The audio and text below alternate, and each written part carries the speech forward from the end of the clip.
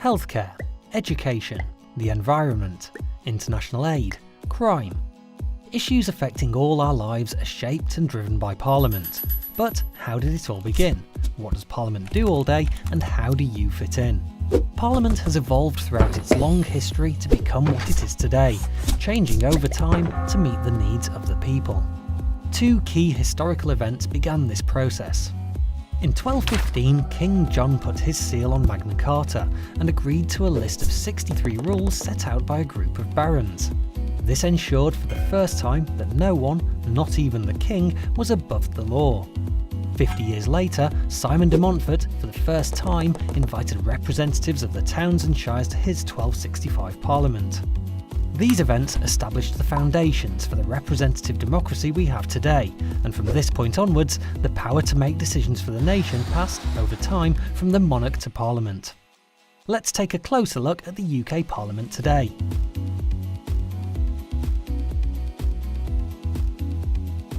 Parliament is made up of three parts: the House of Commons, the House of Lords and the Monarch. The House of Commons is the elected chamber of Parliament. It debates big issues, proposes laws, amends existing ones and challenges the government's work. There are 650 members of Parliament, or MPs, who each represent a constituency in the UK. They belong to either a political party or are independent and are elected by constituents of the area they want to represent. The leader of the party that has the most MPs elected after a general election becomes the Prime Minister and heads up the government. They choose a cabinet made up of 20 senior ministers, who coordinate each government department's work. Parties not in power are called the opposition. MPs from the opposition and government question the government on policy and proposed laws. The Speaker keeps the House in order by chairing these debates. The House of Lords is the second chamber and shares the making and shaping of laws with the House of Commons. It has around 800 members and it's made up mostly of life peers, and also includes hereditary peers and bishops. Lords are selected for their knowledge and experience and hold government to account by using their expertise to look at laws and issues in detail. The monarch's role is mainly ceremonial. They meet the Prime Minister once a week to hear what's going on in Parliament and formally agree every new law. But that's not all. There are also people working behind the scenes who support the work of Parliament: clerks, librarians, researchers and many more. The government has been elected to run the country, and Parliament holds the government to account for us, the public. But how? Prime Minister's questions and ministerial questions give MPs and Lords the opportunity to challenge the government's policies. It's in these debates that they can share the views of their constituents and the public and how new policies may affect them. Another important way Parliament can scrutinise or look in detail at the work of government is through select committees. Select committees analyse and scrutinise policy. They're made up of either MPs, Lords or a mixture of both. Together, committee members look at a particular subject and make recommendations on improvements. Witnesses with expertise in the area under scrutiny are called to give evidence, which is used to help shape the committee's inquiry. Members of the public, like you, with a view on the subject can also give evidence for consideration. At the end of an inquiry, a committee writes a report with recommendations that the government usually responds to within 60 days. Both houses in Parliament share responsibility for making and shaping laws. But where do laws come from in the first place? A bill is a proposal for a new law, or to change an existing law, and comes from lots of places, like governing and opposition parties, public inquiries, civil servants or campaign groups. So how does an idea get turned into a law? Imagine the government wanted to place greater controls over the internet. A proposal called a Green Paper is published, which presents the government's ideas for future policy.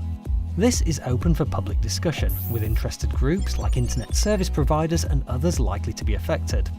Once findings are gathered, a white paper is published, which outlines a firmer plan for government policy. Cabinet ministers must agree whether the proposal is taken forward. Once agreed, a bill is drawn up, and the minister responsible for the policy introduces the bill to Parliament for debate. MPs and members of the House of Lords comment on, debate or amend the bill through several stages, and at the end of the process, apart from very rare circumstances, it must be agreed by both houses. It's then passed to the monarch, who gives formal approval, or royal assent, and the bill becomes law, called an Act of Parliament. In the UK, we live in a democracy, which means power is in the hands of the people through our right to vote. Throughout history, lots of people in the UK have campaigned for the voting rights we have today. There are lots of different types of elections to vote in: general, local, European. Let's take a closer look at how MPs are elected to the House of Commons through the general election.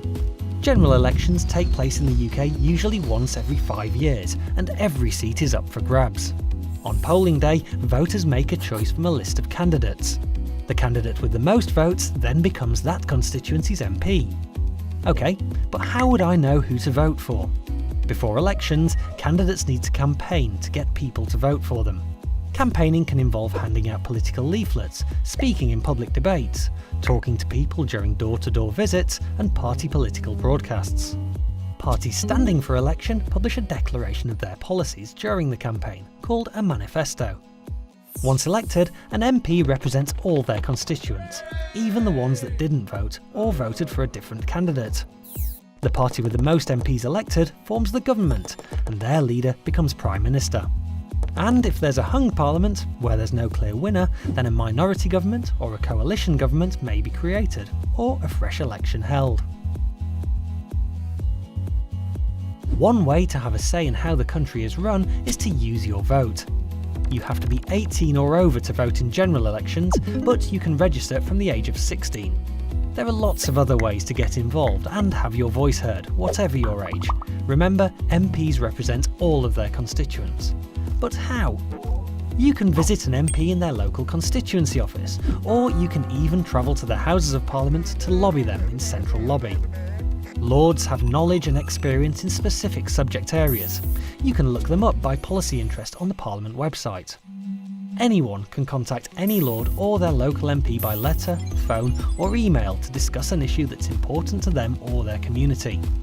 Sometimes though, there's strength in numbers, so to get your voice heard, you could join the youth section of a party or the UK Youth Parliament. If you're passionate about an issue, you could start a petition for a cause either on paper or online, or join an existing campaign, pressure or protest group to influence decision making. These groups use different methods to get their voices heard, from lobbying to peaceful protest, all designed to bring about change. And don't forget, you can get your voice heard in school or college too by joining or starting a student council, a bit like a mini parliament. So, Parliament sits at the heart of UK democracy, debating the big issues of the day, making and shaping laws, and holding the government to account. By voting, petitioning, campaigning and more, you can also get involved with the work of Parliament. What will you do?